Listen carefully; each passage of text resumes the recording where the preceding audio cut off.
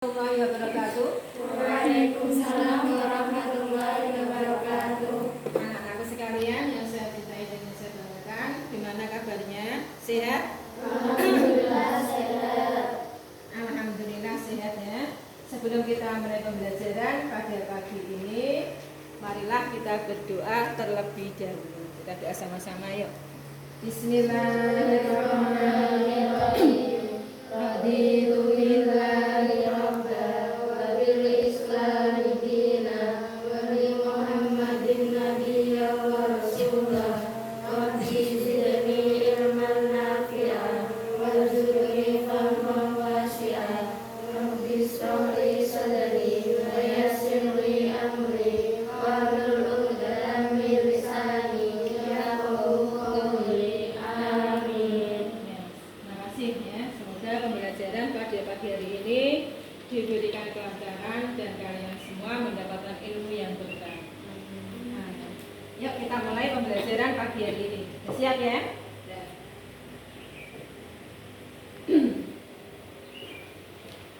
Pembelajaran pada pagi hari ini sesuai dengan yang kalian pelajari, yang kalian tadi malam sudah belajar ya, di LKS kalian, sesuai dengan peta konsep yang kalian pelajari. Peta konsepnya dibuka ya. Peta konsepnya buka dulu ya. Nah, ada peta konsep, ada namanya jinayat. Jinayat ya, jinayat beda dengan jinayah. Kalau jinayah berkaitan dengan mayit, mengkafani mayit, menyolati mayit dan lain sebagainya. Kalau jinayat ini adalah tindak kejahatan. Tindak kejahatan yang dilakukan manusia. Jinayat terbagi menjadi dua. Tindak kejahatan itu apa semua? Ada namanya pembunuhan. Ada namanya penganiayaan.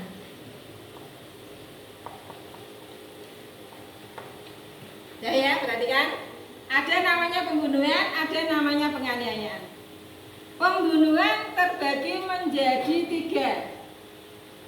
Ada namanya qatlul amdin, ada namanya qatlul sibul amdin, ada namanya qatlul khata.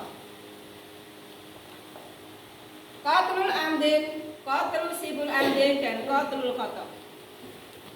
Sebelum saya melanjutkan materi ini, coba di antara kalian ada yang mau bertanya? Yuk, siapa yang bertanya? Ya. Apa perbedaan antara qatlul amdi, qatlul sibli amdi dan qatlul khata? Ya, betul. Apa perbedaan qatlul amdin, qatlul sibul amdin dan qatlul khata? Sebelum saya jawab, mungkin ada yang sudah bisa menjawab. Yuk, ya. Perbedaannya terletak pada niat. Qatlul amdin adanya unsur kesengajaan, sedangkan qatlul sibli amdin dan qatlul khata tidak ada unsur kesengajaan. Betul ya. Jadi perbedaannya terletak kepada niat. Qatlul amdin, qatlul sibul amdin dan qatlul khata itu menjadikan nyawa seseorang hilang. Tetapi ada yang disengaja dan ada yang tidak disengaja. Qatlul amdin, qatlul sibul amdin dan qatlul khata, ketiga-tiganya menghilangkan nyawa seseorang. Kalian sudah belajar dan sudah mempelajari qatlul amdin itu apa, qatlul sibul amdin itu apa, qatlul khata itu apa. Di antara kalian coba Bu Yuni berikan contoh salah satu contoh qatlul amdin. Siapa yang bisa? Ya. Umar sangat mencintai Fatimah, tetapi Fatimah menolak cinta Umar. Umar sangat dendam dengan Fatimah, kemudian Umar merencanakan untuk membunuh Fatimah dengan menggunakan celurit. Ya, betul ya. Adanya unsur pembunuhan karena yang pertama unsur kesengajaan.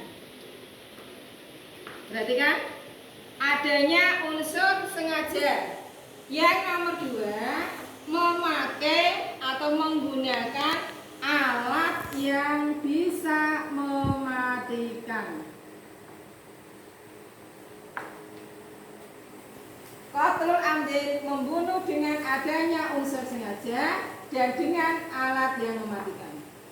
Tuh ya, tadi dicontohkan ada orang senang cinta kepada temannya, nggak taunya temannya menolak, dendam, sakit hati, dia membawa celurit, punya niatan mau membunuh jam sekian, nanti tak bunuh. Nah itu contoh dari qatlul amdin. Sekarang qatlul sibul amdin, pembunuhan menyerupai kesengajaan. Yuk coba di antara kalian ada yang mencontoh? Ya. Ada orang dengan sengaja memukul seseorang dengan cambuk ringan atau besar. Akan tetapi orang yang terkena pukulan tersebut kemudian meninggal. Nah, contoh temanmu tadi ini adalah membunuh dengan menghilangkan nyawa, tetapi tidak ada unsur membunuh. Kenapa? Karena yang dipakai misal penggaris. Penggaris itu bisa membunuh atau tidak? Tidak ya. Penggaris itu bukan alat untuk membunuh, tetapi menjadikan nyawa seseorang hilang. Itu contoh qatlul sibul amdi.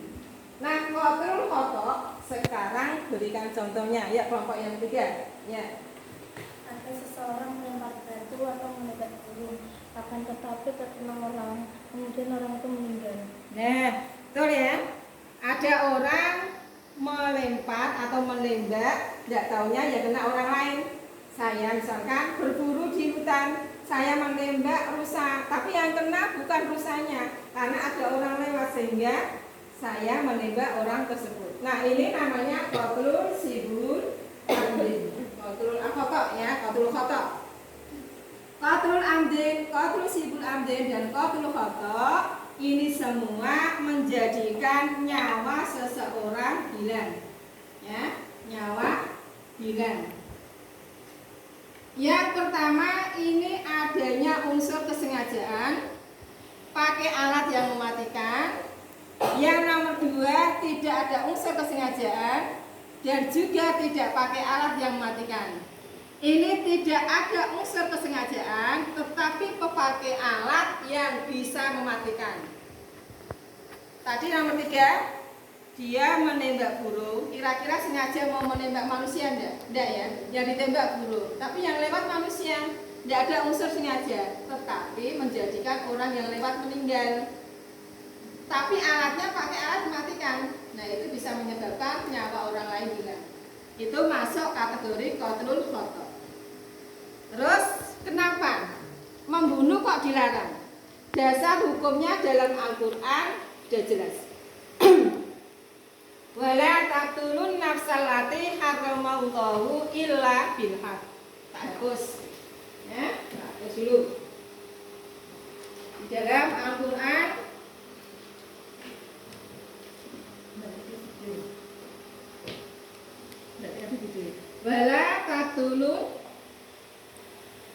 wala taqtulun nafsal lati wala taqtulun nafsal lati haramallahu illa bil haqqi. Wala taqtulun nafsal lati haramallahu illa bil haqq. Dan janganlah kamu membunuh jiwa yang telah diharamkan oleh Allah kecuali sesuatu yang hak. Di dalam benak kalian pasti timbul pertanyaan. Berarti di dalam Islam ada orang-orang yang boleh dibunuh. Yang pertama, ya kan? Yang pertama adalah orang yang zina. Orang yang zina boleh dibunuh dengan apa? Hukuman panjang. Yang nomor 2, orang yang murtad. Orang yang murtad boleh dibunuh. Murtad itu apa? Ayo, siapa yang bisa murtad itu apa? Ya, Keluar dari Islam. murtad adalah keluar dari Islam. Tadi Bu Yuni menyebutkan wala taqtulun nafsal lati haramallahu illa bil haq. Dalil diharamkannya membunuh. Di antara kalian saya sudah hafal satu orang. Yuk, siapa yang bisa? Ya. Ya. Wala taqtulun nafsal lati haramallahu illa bil haq. Nah, sekarang kenapa kok dilarang membunuh? Di dalam Islam tentunya ada hikmahnya. Siapa yang bisa menyebutkan hikmah dilarang membunuh? Hikmah larangan membunuh diantaranya adalah Islam menghormati dan melindungi hak hidup setiap manusia. Ya, betul ya. Islam menghormati setiap jiwa atau hak hidup seseorang. Ketika pembunuhan itu kok diperbolehkan, maka semua orang bisa membunuh, saling membunuh. Sehingga ketentraman jiwa seseorang tidak bisa dipelihara. Ya, jiwanya tidak aman. Sudah ya, ini sudah. Wala taqtulun nafsal lati haramallahu illa bil haq. Ini dalil membunuh, dalil dilarang membunuh, hikmahnya juga bisa. Terus jinayat tadi ya. Jinayat itu yang berkaitan pertama adalah kisos. Kisos dalam Islam adalah pembalasan. Pembalasan di dalam Islam, ketika orang membunuh maka harus dibalas membunuh. Di dalam surat Al-Isra, perhatikan Al-Isra ayat 33. Wa kata benar alaihim, ya, wa kata benar alaihim fiha annan nafsa bin nafsi wal aina bil aini. Apa sini ya? Sudah bisa? Nah, wal aina bil aini wal anfa bil anfi wal uduna bil uduni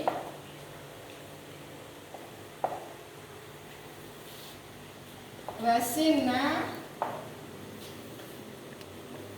di sini wal juruha qisas. Maaf Bu, itu surat Al-Maidah ayat 45. Oh, surat Al-Maidah, ya betul ya. Ini surat Al-Maidah. Al-Maidah ya 45. Oh, 45. Bagus sekali itu ya. Ada koreksiannya. Ya. Wa kata benar dan seterusnya berjuru kisos. Di sini ada namanya kisos. Kisos itu bermakna pembalasan. Ya, pembalasan. Ketika membunuh dibalas dengan membunuh, jiwa dengan jiwa, tangan dengan tangan, telinga dengan telinga, kaki dengan kaki. Nah, itu ya, itu namanya kisos. Wal uduna bil uduni, wal anfa bil anfi, wasina bisi dan seterusnya. Ini dalil dalil kisos. Saya hapus ya. Dalil kisos. Kemudian kalau misalkan Bu, ya, misalkan ada pihak keluarga korban memaafkan, maka apa yang terjadi? Yang terjadi adalah dia membayar denda. Ada orang dibunuh, keluarga pembunuh itu memberikan maaf, maka diganti dengan namanya diat. Dia bisa hidup. Ya sudah, tidak ada pembalasan, tidak jadi dibunuh, maka diberikan diat. Diat itu ada dua, diat munggolado sama diat mukhafafah. Ya, sampai di sini materi Bu Yuni pembelajaran pagi ini sudah selesai. Dapat saya simpulkan. Sebelum saya akhiri, saya simpulkan ya. Pembunuhan ada tiga, pembunuhan qatlul amdi, qatlul sibul amdi, dan qatlul khata'. Pembunuhan dasar hukumnya adalah surat Al-Isra ayat 33. Wala taqtulun nafsal lati haramallahu illa bil haq. Kenapa pembunuhan di dalam Islam dilarang? Karena adanya unsur supaya melindungi jiwa manusia biar aman. Tuh sudah selesai pembelajaran pada pagi hari ini. Sebelum saya akhiri, mari kita berdoa bersama-sama. Semoga pembelajaran pagi ini membawa keberkahan kepada kita semua. Yuk kita akhiri dengan membaca doa wal asri bersama-sama. Bismillahirrahmanirrahim.